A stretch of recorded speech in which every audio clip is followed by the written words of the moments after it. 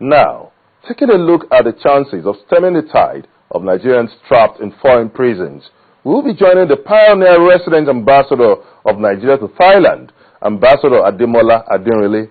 He brokered a deal that led to the repatriation of 400 Nigerian prisoners from Bangkok in April 2003.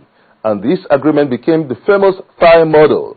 Now, what happens to this model that has played a vibrant role in Nigeria's citizenship diplomacy would also be looking at the challenges of deepening democratic institutions in Africa. Ambassador Aderenle holds a repository of hands-on experience as an international observer under the auspices of the African Union and ECOWAS in Sierra Leone, Ghana, and Guinea-Bissau. Let's join Ambassador Ademola Aderenle in this dialogue. Network Africa. You pioneered the mission in Bangkok, Thailand, and you came up with the Thai model in the repatriation of prisoners from Thailand back to Nigeria with the popular Thai model. But now, looking at the plight of Nigerian prisoners abroad, we have an estimate of about 20,000 people awaiting trial and about 6,000 already in jail. How do you see the challenge of Nigeria's prisoners abroad as a challenge facing Nigeria's foreign policy? With regard to Nigerian prisoners abroad, I happened to have been the pioneer ambassador that was able to bring hundreds of Nigerian prisoners home from abroad. As you may recall, I was the pioneer residence ambassador of Nigeria in Bangkok, Thailand, where we had a lot of prisoners jailed for drug offenses and economic crimes, financial crimes. In the year 2002, I was able to broker an agreement, prisoners transfer agreement between Nigeria and Thailand, which culminated in my bringing home about 400 prisoners, plane loads, in April year 2003. And that agreement is known as the Thai model, which is being used to sign agreements with other countries for the purpose of bringing Nigerian prisoners home, prisoners exchange. With what we have on ground now in Nigeria bearing this challenge, would you say the Thai model has worked? In fact, I think it is ironic that it seems the agreement has encouraged Nigerians to go out and commit offenses. Because I recall, as soon as I left Thailand, a lot of Nigerians that went underground when I was the ambassador were arrested for drug business.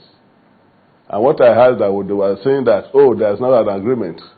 Even if they jail me for 5 years, I only need to spend 8 or 4 years. Then they will send me home to complete my imprisonment. And when I get home, I will be released. So the agreement itself is very good. The problem is attitudinal attitudinal problem of Nigerians saying, I don't mind suffering a little, and thereafter enjoying my money or freedom. So now, looking at some of the challenges that could hamper this agenda, now, lack of enabling law and also lack of the over-congestion of Nigeria's prisons are some of the challenges that are being put forward at a recent conference in trying to weigh some of these challenges of repatriating Nigeria's prisoners.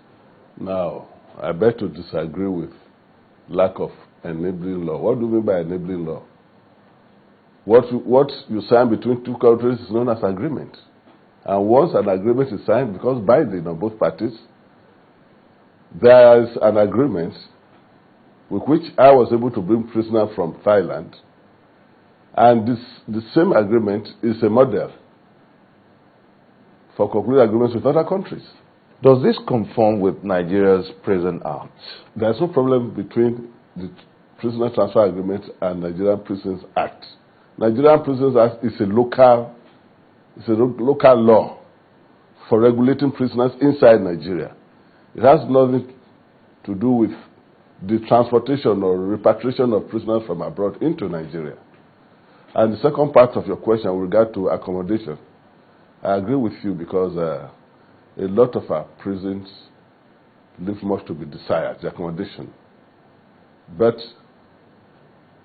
if we think of the psychology of having our people in Nigeria, we could have what we call transfer houses where these people can be accommodated. They don't need to be in the shanties. They can, a sort of hostel system could be found, reformatory hostel system, where you put these people and look after them and make them to suffer their imprisonment. So I don't believe there's any problem in bringing them home. So what are the challenges that one might envisage now repatriating Nigeria's prisoners back? Yes, all we need to do is go to the records. We have a weakness in Nigeria. Agreements are signed. Some end up in shelf gatherings without dust. There is nothing new to add to the agreement that I forged. That's all we need to use to bring prisoners from all over the world. The only thing you need to change there is that I sign it with Thailand. The same thing can be signed with country AYX. Does that in any way suggest lack of political will? I will not say it's lack of political will. I think I would rather call it administrative inertia. Those that should sit down and find a way of bringing these people home should get their acts together and just do it. From your experience, what's the stance of these host countries where Nigerian prisoners are being held? Well, the little I know is that most of the countries where you have so many Nigerians in prisons are begging Nigeria to come and take these prisoners from their country because of the financial implications. They occupy spaces in their prisons.